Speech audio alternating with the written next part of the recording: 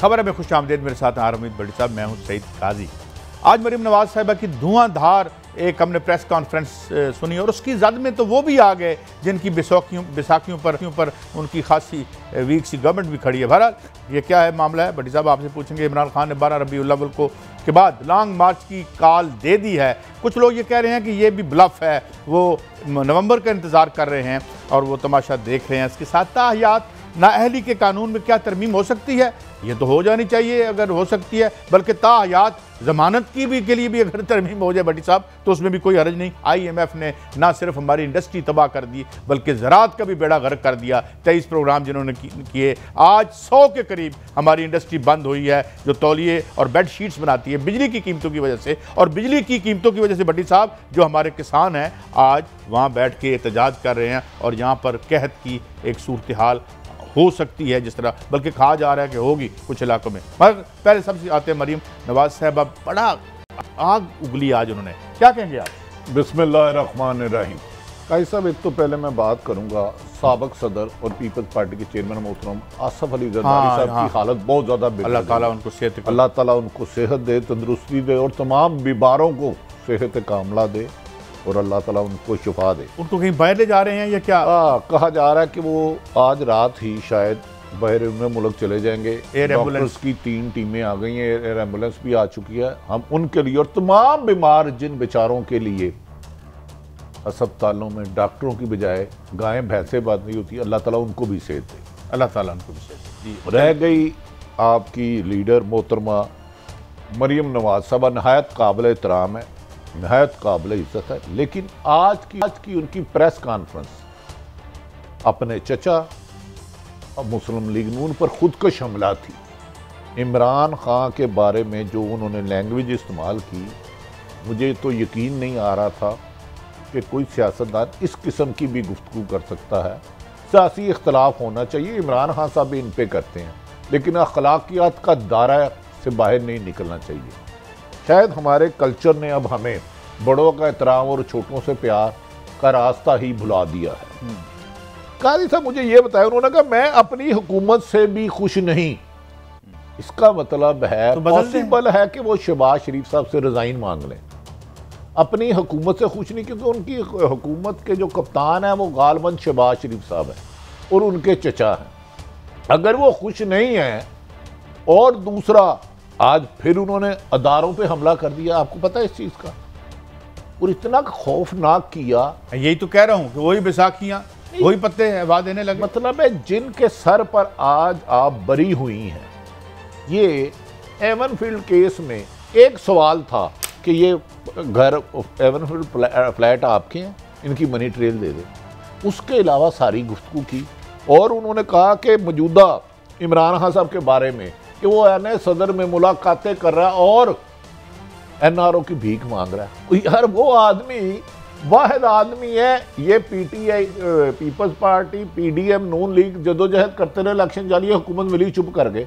वो ये नहीं कह रहे कि मेरी एक शरीयत है, मेरे 155 लोग हैं, मेरी हुकूमत होनी चाहिए। वो कह रहे नए इलेक्शन।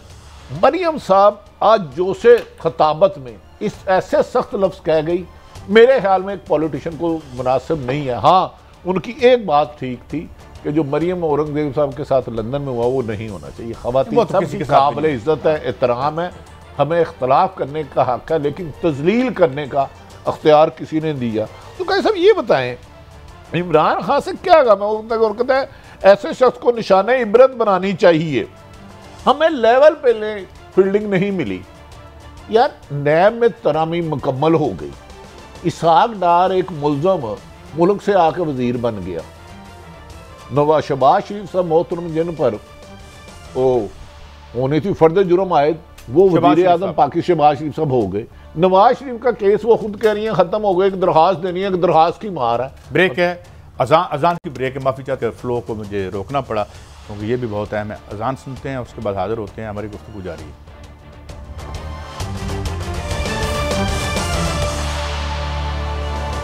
Welcome back. बड़ी साहब जिस तरह आप कह रहे थे ना कि मरीम साहबा की आज जो टोन थी खासी एग्रेसिव थी, ज़रा सुनाते हैं आपको, सुनाएं जी।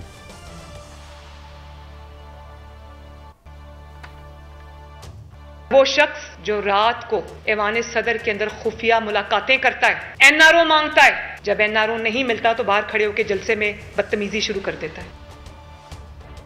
अच्छा भट्टी साहब, कोई खुफिया मुलाकातें लंदन में तो पाबंदी है ना, वहाँ तो कोई नहीं होती। अच्छा कई सब गुजारिश ये है कि मरियम नवाज साहिबा या मरियम सफदर साहिबा कह रही हैं रात के अंधेरे में खुफिया मुलाकातें करते हैं, मुलाकातें वाने सदर में करते हैं। वो बता देती, हमारी रहनुमाई फरमा देती, अब तो तमाम एजेंसियां इनके बताता किसके साथ मुलाकात की जिसका इनको इतराज़ है। सदर साहब से मिलने गए होंगे? नहीं, ये मरियम साहब को इतराज़ है ना, मुझे तो उस पर इतराज़ नहीं। हाँ, हमारे दोस्त हैं नहायत काबिल एहतराम मोहम्मद ज़ुबैर साहब, आर्मी चीफ साहब से मिले थे और 4 घंटे मिले थे गालमन। और DGISPR ने उसकी तायद भी की थी। उन्होंने कहा था कि DGIS पर मोहतरम बाबर इफ्तिखार साहब ने फरमाया था कि मोहम्मद ज़ुबैर की रिक्वेस्ट पर 2 दफ़ा मिले हैं। तो क्या मेरे मुल्क के अगर अदारे हैं, उनके अफसरान हैं, मैं उनसे मिलूँ ये गलत नहीं है? हाँ, मैं उनसे NRO लेने के लिए मिलूँ, मैं उन्हें कहूँ कि मेरा 5 साल से केस चल रहा है, मैंने अरबों रुपए खाए हैं, उसका मुझसे हिसाब ना लो, मुझसे मनी ट्रेल ना लो, मेफेयर फ्लैट का ना पूछो, मुझसे कैलबरी फ्रंट में फ्रॉड किया ना पूछो। लेकिन आज मेरे ख्याल में इमरान खान के साथ साथ कोई और भी निशाना था जिससे ये नाराज़ हैं। वो कई सब आप मुझे मेरी रहनुमाई करें ना, किससे नाराज? ये खुदकश हमला किया उन्होंने अपनी जमात पर। यार कादी साहब नहीं, देखिए कादी साहब, सिर्फ मैं 1 मिनट जरा अपनी मैं सवाल लोगों के समझ लेकर क्लियर कर दूं। उनके चचा वज़ीर आज़म पाकिस्तान के, वो कहते हैं मैं अपनी हुकूमत से मुतमिन नहीं, और वो क्या कहती हैं, मेरी ख्वाहिश क्या है कि इमरान खान को अंदर करो। यार ये क्या मजाक है? ये पाकिस्तान में कोई हुकूमत है क्या है?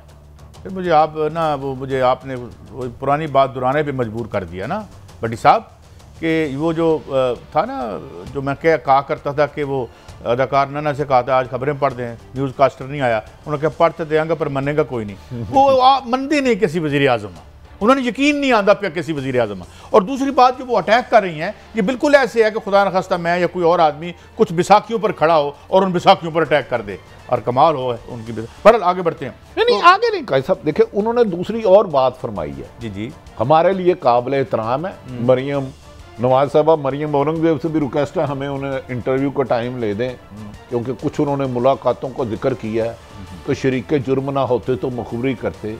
मुझे 9 अप्रैल से कुछ मुलाकातों का जरा सुना दूं, कुछ साथ साथ ना बात चलती रहे, जरा सुनिएगा और उन्होंने क्या कहा है। मरियम,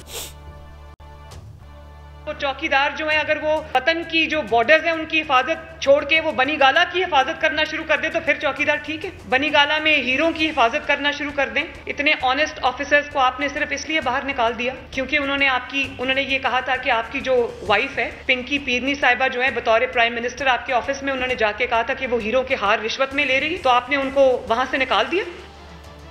अच्छा भट्टी साहब, इस वक्त इनकी हुकूमत है, अगर मैं बकामी होशो हवास हूँ इस वक्त, और हुकूमत है और हीरो का हार का उन्होंने इल्ज़ाम भी लगा दिया, रिश्वत में लिया है, यकीनन इनके पास कोई एविडेंस भी होगा, तो अभी तक पर्चा क्यों नहीं दर्ज हुआ? एक गरम गरम चाय मेरे पे फेंके, ये क्या किसको रही हैं कि कोई बंदा सरहदों की हिफाजत के अलावा बनी गाला की किसको टॉन्ट कर रही हैं? मैं हैरान हूँ कि वज़ीर आज़म इनका, वज़ीर दफा इनका, ख्वाजा आसफ साहब इनके, राना सनाउल्लाह सब काबिल एहतराम इनके, कबीना इनकी पाकिस्तान की तारीख की तवी बड़ी तरीन बिना कई सब, ये मुझे बताया ना किसको कह रही हैं? कौन करता था बनी गाला की हिफाजत और सरहदों की छोड़ के? रोज़ाना आज भी हमारे 3 जवान शहीद हुए हैं। इन्हें अंदाज़ा नहीं कि 22 किसी भी बुजुर्ग बाप के कंधे पे सबसे बड़ा वजन है जवान बेटे का जनाजा। कोई कप्तान शहीद होता है तो उसकी उम्र 25-26 साल होती है, लेफ्टिनेंट की 22-23 साल होती है, फौजी जवान 22-23 साल के हैं। तो ये क्यों इल्जाम लगा रही है कि चाहती क्या थी? मुझे समझ नहीं आ रही। समझता हूँ जिन पे लगा रही हैं उनके कुछ मतलब कान वान पता नहीं कहाँ है, नहीं केस भी खत्म हो गए इनके। खुद वो फरमा रही हैं कि आज जब उन्होंने इन्हें पकड़ा रहे थे ना पासपोर्ट, उसका वजन ज़्यादा होगा गालबन, मुझे नहीं पता, वो 1 से ज़्यादा थे। तो फटाफट मोहतरम हमारे काबिल एहतराम, क्या नाम है उनका यार, जो शेख रशीद साहब के साथ भी क्लास फेलो यूनिवर्सिटी के, परवेज रशीद, हाँ, उन्होंने फटाफट पकड़ लिए। वजन ज़्यादा था ना, बाज़ कुलाइयाँ नाजुक होती हैं। तो ये क्या वजह है? मुझे समझाएं, ये किस बात पे नाला है? हुकूमत मिल गई, मुकदमा खत्म हो गया। क्योंकि ना तो मैं कोई मतलब, ये ज़रा सुने, उन्होंने कुछ और भी कहा है।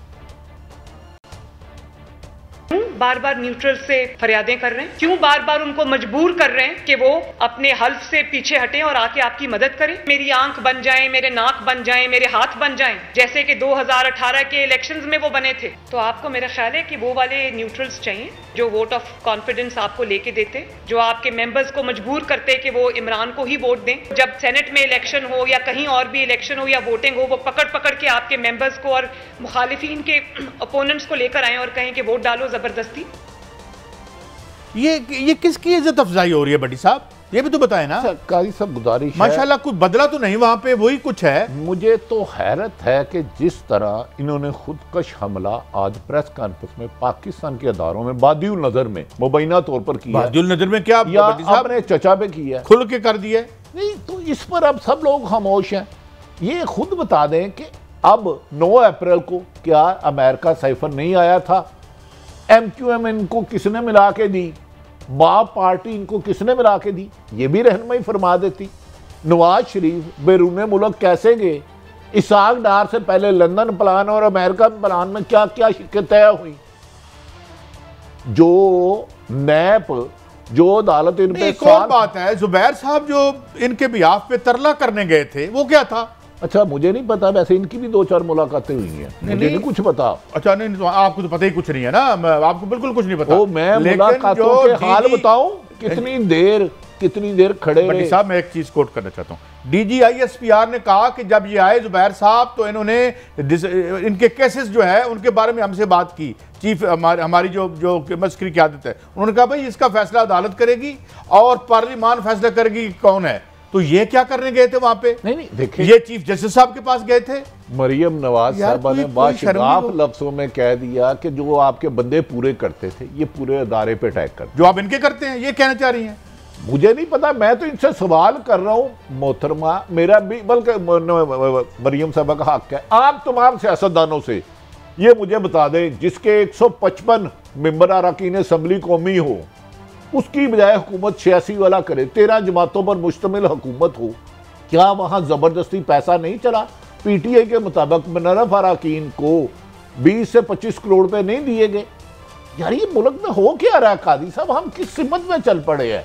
अब मुझे लग रहा है मरियम साहबा बहुत जल्द बाहर चली जाएंगी। अब एक और भी चीजें, बड़ी चीजें, मैं क्या करूं, टाइम बड़ा कम होता है, लेकिन मैं सुनवाता हूं आपको ताकि फिर बात आगे बढ़ाते हैं। जी सुनाएं। मैंने कहा था कि वो जनूबी पंजाब का होगा, लाडला हमारा नहीं है, लेकिन अगर लाडलेपन ने वो जनूबी पंजाब को भी ये दिन दिखा दिया है कि वो बेचारे को खुद समझ नहीं आ रही कि वो क्या करे, तो इमरान खान साहब के नाम के साथ नहुसत जुड़ी है। जो उनके साथ उनको सपोर्ट करेगा उसको भी मुंह छुपाने की जगह नहीं मिलेगी। मैं तो मुबारकबाद देता हूँ जिनकी ये मददसराई में ये बात कर रही हैं। कादी साहब मैं उनको भी मुबारकबाद और इनको मैं जुर्रत नहीं कर रहा। उन्होंने कहा नहुसत और बेचारा, जिसके बारे में बादिउल नजर मैं जिसने पंजाब पूरे में से नीचे से रग निकाल रही, इनकी जमानतें जब्त करा दी, कराने की पोजीशन में आ गया, वो बेचारा है। नहीं, बकौल इनके के बेचारा, हट्टी बंद करा दी जिसने। तो क्या ये किसी अदारे के बारे में अगर बात है तो इससे ज्यादा कोई तजलील होगी? इससे ज्यादा कोई आंखें खोले ना, कोई कान खोल के सुने ना, क्या हो रहा है? सारी सख्तियां सहाफत पर ही है। हाँ, ये सारी सख्तियां उन्हीं पे है जिन्होंने इक़्तिदार में नहीं आना, सिर्फ अवाम की बात करनी है। इस सारी गुफ्तगू में मेरी मोहतरम बहन मरियम नवाज साहबा की बहुत ज़्यादा तलखी थी, गम, गुस्सा था। मुझे ऐसे लग रहा था कि वो किसी को थप्पड़ रसीद ना कर दें। नहायत काबिल एहतराम, काबिल इज़्ज़त हैं। काजी साहब ये नहुसत है और किसको कह रही हैं? जनूबी पंजाब में है क्या? जनूबी पंजाब को तो ये सूबा बनाएंगी। भट्टी साहब, महसूस करने वाला बंदा हो तो जबान के थप्पड़ बड़े तकलीफ दे होते हैं, मगर महसूस हो रहा हो। जी आगे चलते हैं। नहीं, मेरे सवाल का जवाब दे दें। क्या इमरान खान किसी का लाडला है जो 155 लेके असम्बली से बाहर है, जो 86 सीटें लेके वज़ीर आज़म है? वो लाडला है जो 40 साल से अरबों खरबों के मुबैना केस अरबों रुपए के चलते रहे, अरबों रुपए के फर्द जुर्म आयद नहीं हो सकी, और वो इक़्तिदार में आगे किसको लाडला कहेंगे? बीक हम सियासतदान भूल गए हैं कौन से पॉलिटिशियन है, कौन लाडला होगा? भट्टी साहब मैं इतना ये कह दूं, 35 साल से मैं सहाफ़त कर रहा हूँ, ये लाडले ना होते ना, ये काउंसलर नहीं से इलेक्ट हो सकते। आप आगे सुने जो इन्होंने अदलिया से मोहब्बत का इजहार किया, वो भी सुन ले जरा।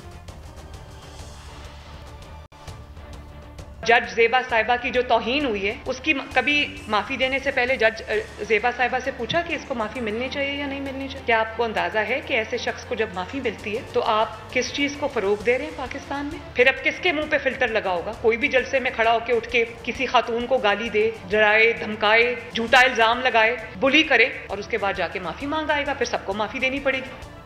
अच्छा भट्टी साहब, एक बात बताएं कि ये जो बेंच फिक्सिंग का इल्जाम है, ये नोबेल प्राइज दिया था इन्होंने सुप्रीम कोर्ट को।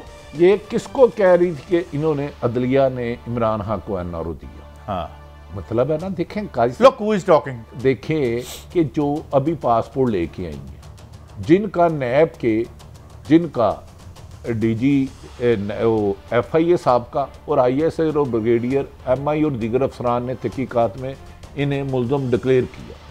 काजी साहब, ये रविश बहुत खौफनाक जा रही है। अच्छा, सुप्रीम कोर्ट पे हमला करना ज़्यादा संगीन जुर्म है कि किसी जलसे में खड़े होकर कहना कि मैं कानूनी कार्रवाई करूंगा? वैसे मुझे रहनुमाई फरमाएं। मैं तो आपको ये रहनुमाई फरमा रहा हूँ कि लाडला, जो भी लाडले हैं, तारीख भी देख रही है, लोग भी देख रहे हैं, लेकिन जिनका तिया पांचा इन्होंने आज कर दिया ना, उन्हें भी सोचना चाहिए। देखें, आप जो है, जब आप रियासत में कानून की सेमलेस ख़त्म कर देंगे, आपके प्राइम मिनिस्टर के जहाज में यहाँ से एक मुलजिम भागेगा और एक मफरूर वापस आएगा, ये उनको भी सोचना चाहिए। नहीं काजी साहब, ये पल्ले की रह गया ਤੁਹਾਡੇ? काजी साहब, हम तो कमज़ोर आदमी हैं, अल्लाह जानता है। उस अदारे को सोचना चाहिए जिनके बारे में जितनी तलखी मोहतरमा के चेहरे पे, जितना गम, गुस्सा, इंतकाम था। मुझे खौफ आ रहा है कि मोहतरमा अगर इनकी खानदान की ख्वाहिश है कि वज़ीर आज़म बन जाए तो ये उन अदारों का क्या होगा? अल्लाह उन पे उनकी हिफाजत फरमाए। अच्छा, अभी तो ये एक इंतहाई मतलब डिस्क्रेडिट सी गवर्नमेंट है, जिसके अजीम शान अपोजिशन है, जिसकी राजा रियाज साहब, और ये हालत है। और आप कल कह रहे थे कि इन्हें PM बनाया जाएगा। इनकी ख्वाहिश है, हमारी तो खैर है, रियासत अपने ही बारे में भी सोच ले। अच्छा, आगे कुछ और सुनाना है भट्टी साहब? आज बड़ा सामान है, जरा सुनिए।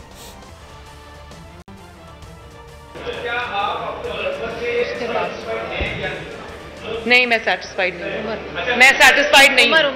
लेवल प्लेइंग फील्ड तो अभी हमें हुकूमत में रह के भी नहीं मिली। लेवल प्लेइंग फील्ड ऐसी होती है कि नवाज शरीफ साहब बेगुनाह होते हुए भी सजा याफ्ता है आज भी। लेवल प्लेइंग फील्ड ये होती है कि एक शख्स जिसके जराइम से हाथ रंगे हुए हैं, जिसके खिलाफ नाकाबिले तरदीद सबूत है, वो खुला फिर रहा है, ये लेवल प्लेइंग फील्ड होती है। देखें, आप ये नहीं कह सकते कि मिट्टी डालो जी आगे चलो, नहीं, जीरो पे आना पड़ेगा। पहले जीरो पे कैसे आते? जो कुछ नवाज शरीफ को भुगतना पड़ा वो इसको भी भुगतना पड़ेगा।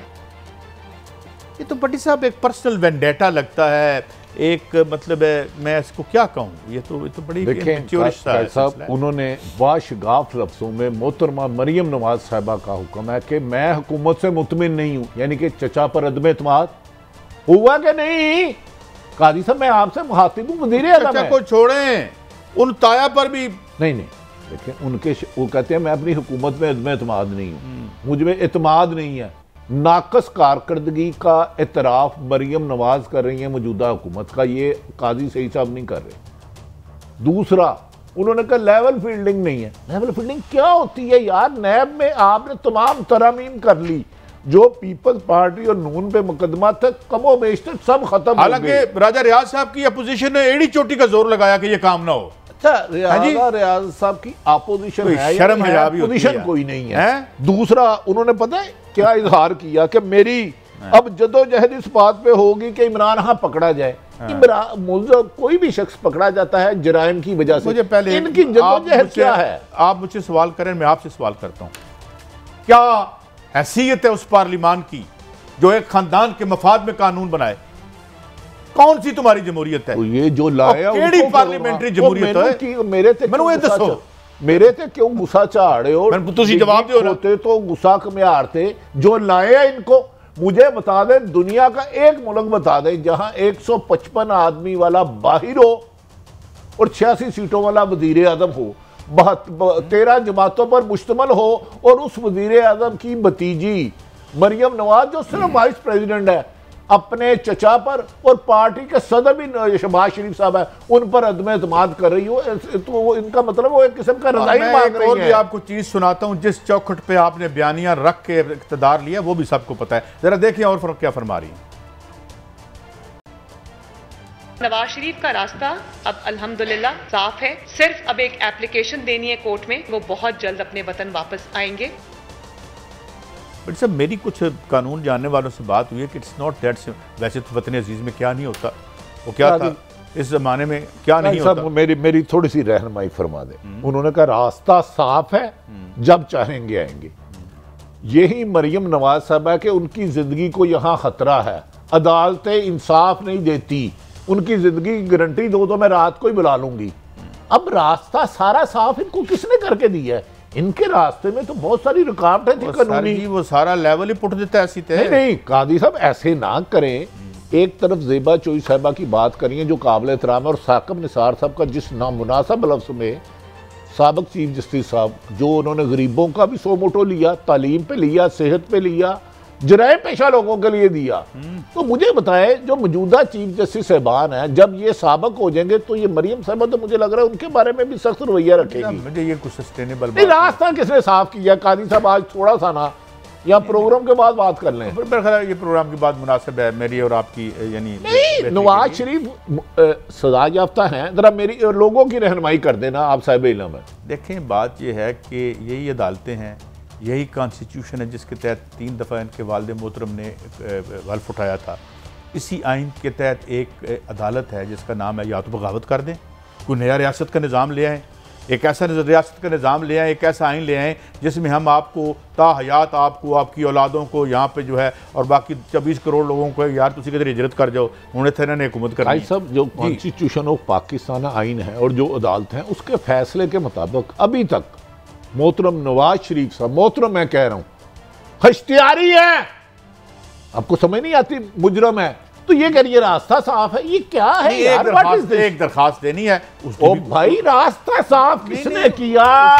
उसकी भी जरूरत। मेरा घर उजड़ गया, तुम कह रहे हो कि रास्ता साफ है। दरखास्त दें और सीधे पीएम बन जाए। और यार दरखास्त अभी तक रास्ता, अभी तक मैं कह रहा हूं कागजों में आइन के मुताबिक, अभी मेरी 2 रिटायर्ड जस्टिस साहबान से बात हुई, उनका कहना था अभी तक नवाज शरीफ मुजरम है। वो कह रही है रास्ता साफ है। रास्ता साफ किया किसने? बटी साहब, और कैसे होते हैं रास्ते साफ? मैंने आपको कहा था ना कि एक आखिरी शाट आपको सुनवाना है।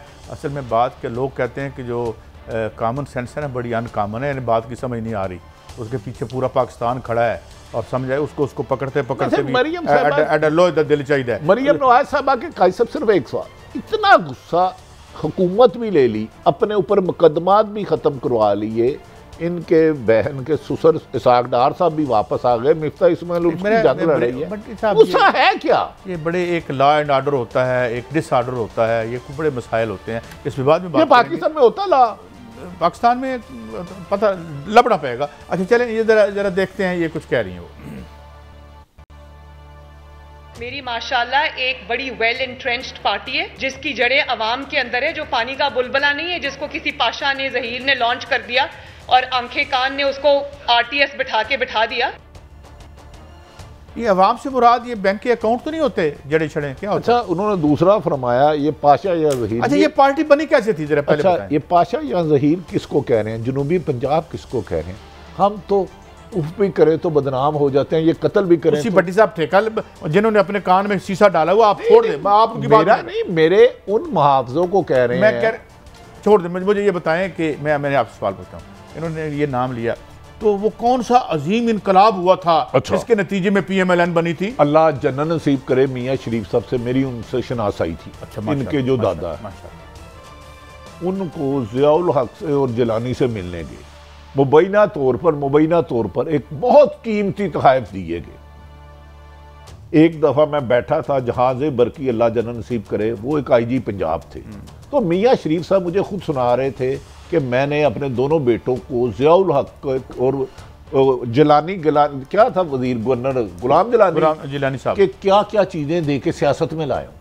यार ये मियाँ शरीफ अल्लाह जन्नत नसीब करे उनके अल्फाज है। मेरे जिलानी साहब मेरे खूबसूरत सा घर शेखुपुरा में बना था जिनका, उन्होंने कहा कि ये ना थोड़े से नवाज शरीफ भोले थे, समझ कुछ नहीं हैगी, मैं कस्टम वाले एक्साइज वाले ना मैं डील करना था सारे मामला। वो जो फैक्ट्री बिजनेस था होते हैं ना क्योंकि आते हैं सरकारी। उन्होंने कहा जितनी मुश्किल तरीके से मैं इसको सियासत के लिए दोनों भाइयों को लाया हूँ तुम्हें अंदाजा ही नहीं है। जो मैंने जिलानी साहब और ज़ियाउल हक के तो ये कह रही है कि हमारी आवाम में बुलबुल है, वो तो मुझे ब्रेक पे जाना है, मुझे जल्दी से बता दें, मुझे ब्रेक पे जाना है। मरहूम अल्लाह ताला उन्हें गरीक रहमत करे। इनकी असल जमात नवाज शरीफ की तरीके इंसाफ है, मैं समझ गया। तरीके सलाल थी, सॉरी असगर खां वाली नहीं। और पहली दफा जिलानी साहब की सिफारिश में इनको पंजाब का 1981 में वजीर बनाया गया, जिलानी साहब और जियाउल हक। मैंने ब्रेक लेनी है, मुझे आपसे एक सवाल पूछना था यार, लेवल प्लेइंग फील्ड के लिए आसिफ जंजुआ साहब को भी कोई तोहफा तो नहीं ऑफर हुआ था? यार देखे, अमीर लोग ना अपने मकासद हासिल करने के लिए आधा पाकिस्तान भी दे दे तो इन्हें, लेकिन उन्होंने वापस कर दिया था। लेवल प्लेइंग फील्ड देने से उन्होंने इनकार कर दिया। अब एक ब्रेक की तरफ जा रहे हैं, अब ब्रेक से वापस आएंगे तो इमरान खान 12 रबीउल अव्वल के बाद क्या कर रहे हैं, ताहयात नाअहली के कानून में क्या तरमीम क्यों नहीं हो सकती, बल्कि कुछ लोगों को तो वैसे ही अब दी लाख कर दें, तरमीम वो भी हो सकती है। और IMF ने कैसे हमारा बेड़ा गर्क किया, जो इन लोगों के हाथों हुआ, वो क्या मामला है, एक ब्रेक के बाद।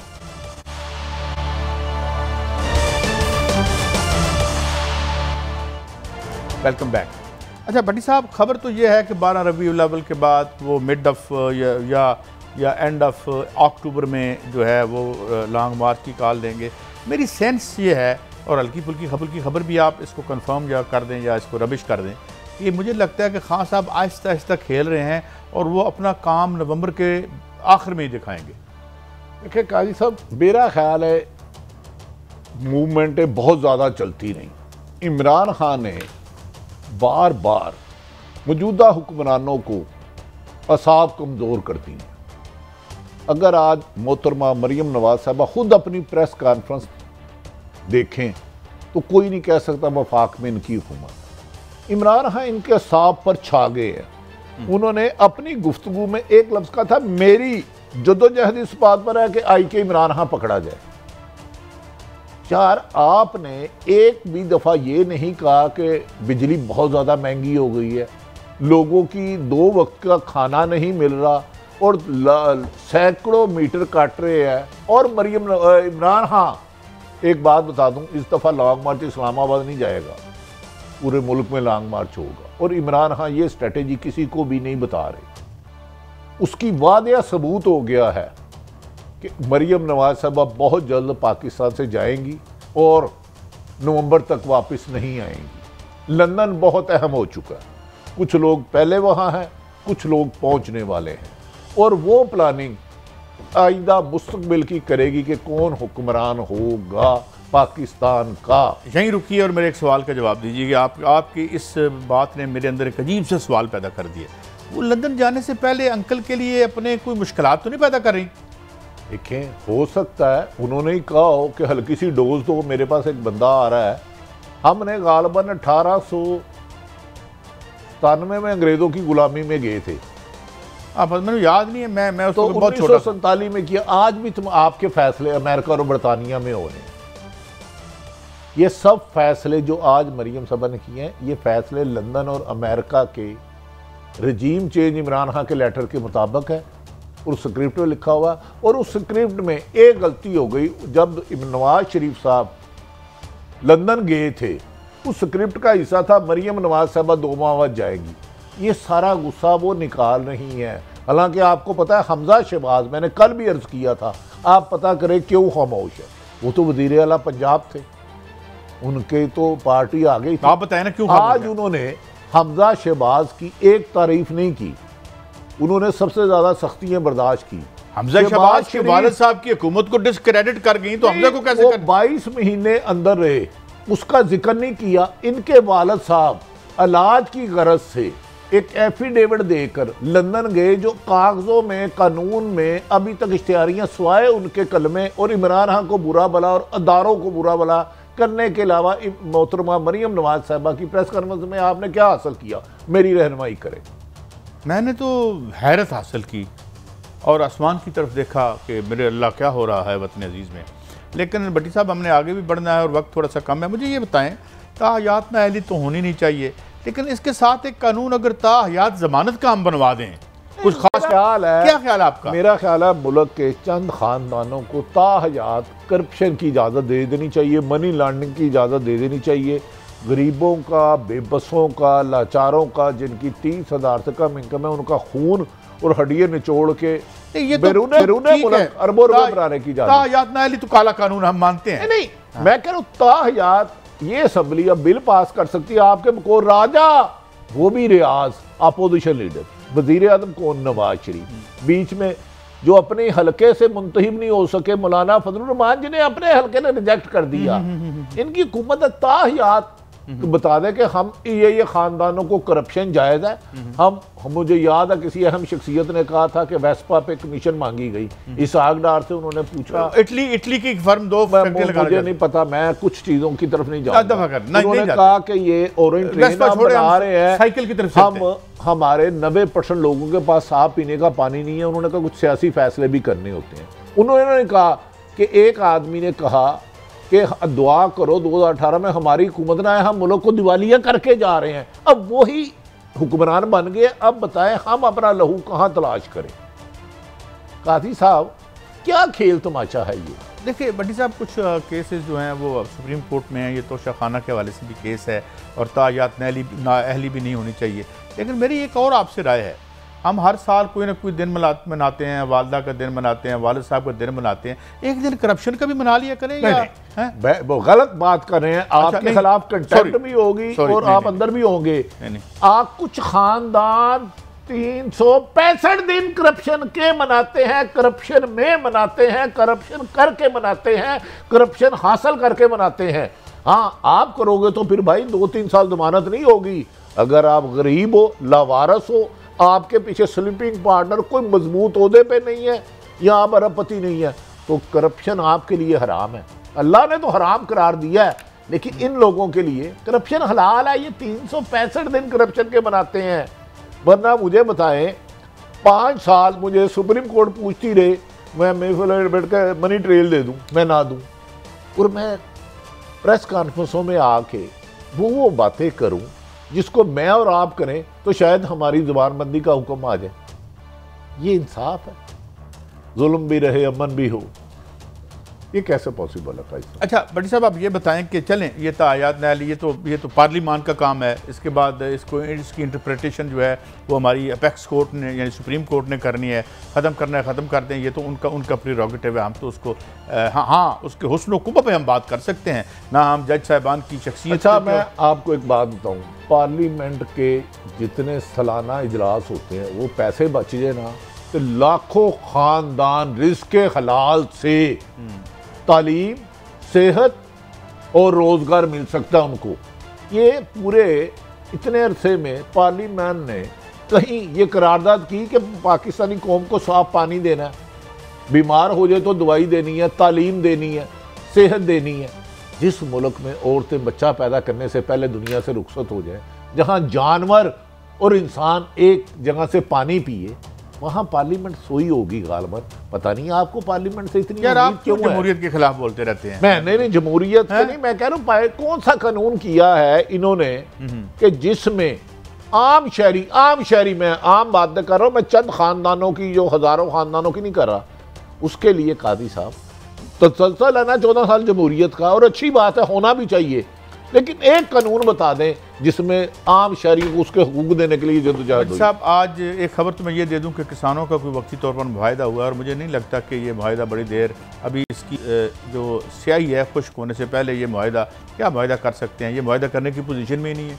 ये बिजली की कीमत 5-6 रुपये पर ला ही नहीं सकते, ये इनके हाथ पाँव बंधे हुए, इन्होंने खुद अपने हाथ पाँव बांधे हुए हैं। बट साहब मैं एक खबर आपको दे दूँ, आज 100 के करीब फैक्ट्रियाँ जो हैं बेडशीट्स की और इनकी बंद हुई हैं, तौलिए बनाने वाली। खैर से यही हमने बनाया है यहाँ पे, यही हमने इंडस्ट्री लगाई थी। तो अब उसकी वजह क्या बता रहे हैं? उसकी वजह कीमत है बिजली की। इसी तरीके से जो किसान आए हैं मैं दोबारा दोहरा देता हूँ, उनका मुतालबा ये है, जो दूसरा ग्रुप है, एक ग्रुप चला गया है, दूसरा ग्रुप शायद पर तोल रहा होगा आने के लिए। वो क्या है कि हमारे हमसाए में ज़रा गौर कीजिएगा, 65 पैसे का एक यूनिट है किसान के लिए, और 24 घंटे में से सिर्फ 18 घंटे के पैसे देने पड़ते हैं। 8 घंटे की बिजली फ्री है एक दिन में, यहाँ 35 रुपए का है। सर देखिए, वो मेरी ताजरों से बात हुई थी, उन्होंने जो ऑर्डर दिए हुए ना बाइट एक्सपोर्ट के, वो बिजली के पुराने रेट थे, अब उससे 4 गुना बढ़ गया है। इस बिजली की कीमत में, इस पेट्रोल की कीमत में, इस महंगाई के दौर में, इस IMF की शराइत में आप कोई कारोबार नहीं चला सकते। काजी साहब जान के इस मुल्क को खुदा ना खास्ता दिवालिया करवाया जा रहा है। आप मिफ्ता इस्माइल को बड़ी बड़ी छलांगे ला के लाए कि इससे बेहतर कोई नहीं है। आप सारी बुराइयां उसमें नजर आ रही है। आपने मेरा है ना मरियम साहब और शहबाज शरीफ साहब की गुफ्तगू नहीं सुनी कि ये मिफ्ता क्या कर रहा है, तबाह कर रहा है। वो आए हैं तो कहते हैं कि बहारें आ गई। नहीं बड़ी साहब देखिए ना, आप सारा डार्क पहलू बता रहे हैं, मैं अब इसका एक रोशन पहलू बताता हूँ।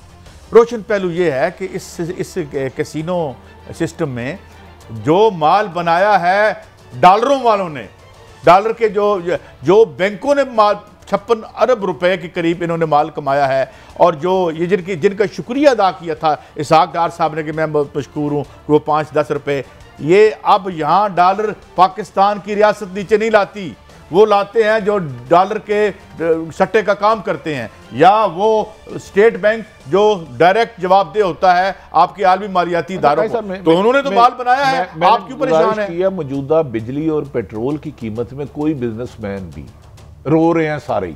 सिर्फ ये बता दें, मिफ्ता इस्माइल साहब ने 3.5 साल जब इमरान खान की हुकूमत की, मुस्लिम लीग नून को डिफेंड किया। यार ये बताएं, अब इसहाक डार और इनमें इख्तलाफ किया है। मिफ्ता क्या मुस्लिम लीग नून ताज़ा वज़ीर खजाना नहीं थे?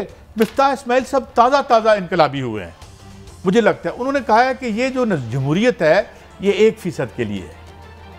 वही मिफ्ता इस्माइल साहब जो चंद दिन पहले वजीर खजाना थे, उन्हें अचानक ये पता चला है। नहीं, वजीर खजाना से वजीर न जाना अनजाना कैसे बन गया, मुझे समझ नहीं आई इसकी। देखो जी, उनके साथ इन्होंने हाथ किया है। पहले तो उनसे तमाम डर्टी काम करवाया IMF से डील करने के लिए। उस वक्त उन्होंने सारा फ्लैग उन्होंने ली, सारा जो मलबा था उन पे डाला। उन्होंने जी ये तो बड़े गलत थे, ये तो इन्होंने किया है, हमने नहीं किया। मिफ्ता साहब अच्छे आदमी है, मेरी उनसे मुलाकात है। देखें खुद हमारे वजीर आजम काबिल एहतराम शहबाज शरीफ साहब, मुझे तो उन्होंने बड़ी अच्छी चाय पिलाई थी जब वजीर आजम नहीं सुन लें। वो खुद उन्होंने कहा मैं अपने भाई से सारे काम की मुशावरत करता हूँ। एक मुल्ज़म से एक वजीर आजम को गाइडलाइन लेनी चाहिए। जरा आप थोड़ा सा कानून के भी तालिबे इल्म है ना, जरा बताएं। नहीं, वजीर आजम साहब किसका वो नहीं, खुद उन्होंने कहा मैं अपने भाई नवाज शरीफ से गाइडलाइन लेता हूँ, मुशावरा लेता हूँ, फिर फैसले करता हूँ। ये बड़ी अच्छी बात है, और मैं समझता हूँ इससे हमारा सर बहुत बुलंद होगा। और अगर मैं समझता हूँ कि एक इस तरह करें कुछ 4-5 कॉन्विक्ट्स लेके उनकी कमेटी बना दें, मुशावरती कमेटी, उनसे हम पूछ लिया करें हमने कौन कौन से अहम फैसले कर, और पहले उन्होंने सजावा 1, 2, 3, 4, 5, 6 नंबर तरीके से ठीक करा लो। कानून में ये है कि कोई इश्तिहारी हो, मुजरम उसे गिरफ्तार कर ले, उससे मुशावरत लेना आइन के मुताबिक हलफ की, ये कहीं हलफ से इधर उधर तो नहीं हो रहा। कानून जो मैंने सुना है कि इश्तिहारी मुल्ज़म को पनाह देने वाले पे भी 216 का मुकदमा दर्ज हो जाता है। वो कह रहे हैं मुशावरत। मैं छोटी सी एक बात बता दूं, मैं एक होटल में, दरमियाना सा होटल था, मिडिल क्लास, तो मैं उसमें खाना खा रहा था। तो मेरा पुराना क्लास फेलो मुझे मिला, तो मैंने उसे सलाम किया, मैं बैठ गया। बीच में मेरे एक और दोस्त का फ़ोन आया, तो मुझे वो कहते यार किधर हो? मैं क्या खाना खा लें, आप घर चलते हैं। मेरे दोस्त ने कहा, मैं यार फलाना आज सड़क सेशन फेलो मिले, कहते ओए एब्सकॉन्डर ही। मैं कहा हैं एब्सकॉन्डर है? मैंने जेब में फ़ोन डाला और खाना खाए बगैर गायब हो गया। और मैं कहूँ एब्सकॉन्डर को तो मिलना या उसको घर बुलाना क्या होता है, उसकी सजा क्या होती है? 216 मुकदमा पर्चे अरेस्ट कर लेते हैं, सैकड़ों लोग गिरफ्तार हुए हैं। मैं लाहौर में आपको उसकी डिटेल। ये कानून लंदन में नहीं होगा। नहीं, लेकिन आपका इधर के वजीर आजम खुद फरमाते हैं मैं भाई से मुशावरत करता हूँ, गाइडलाइन लेता हूँ, फिर हुकूमत चलाता हूँ। यार मेरी आप बात समझ नहीं रहे, मैं पाकिस्तान में बैठ के बात कर रहा हूँ। यार मैं तो मिलने से भाग गया, तो वो गाइडेंस ले रहे हैं उनसे। अच्छा, लंदन में नवाज शरीफ साहब की बड़ी अहम मुलाकातें हुई थी। अच्छा, उन पे तो मरियम साहब ने कुछ नहीं बताया। उस वक्त भी वो इश्तिहारी थे, किसी को बताना नहीं। और आज रात भाई कोई ना सुने या कल एक अहम तरीन मुलाकात होगी जिसमें फ्यूचर का फैसला होगा। मैं आपको खबर जाते जाते दे चलूं, बाकी मैं आज प्रोग्राम में नहीं आया, मेरी छुट्टी है। मैं भी एक खबर आपको दे दूं, फ्यूचर और जो स्क्रिप्ट हम ऊपर बैठ के ताकत के नशे में बनाते हैं, तारीख उसको दरम बरम करके रख देती है। और जिस वक्त में हम हैं, आपने $50 बिलियन कहाँ से इकट्ठे करके देने हैं आपको? आपकी ये स्क्रिप्ट आपकी मैशत उड़ा के रख देगी। और मेरे ख्याल में जो खान के पीछे दुनिया आ गई है, जिस वजह से भी आ गई है, तो ये स्क्रिप्ट इतने पायदार नहीं है। एक पायदार तारीख का स्क्रिप्ट भी होता है, अल्लाह का भी होता है, रिवेल भी वही करता है। इजाज़त दें, कल मिलेंगे। अल्लाह हाफ़िज़।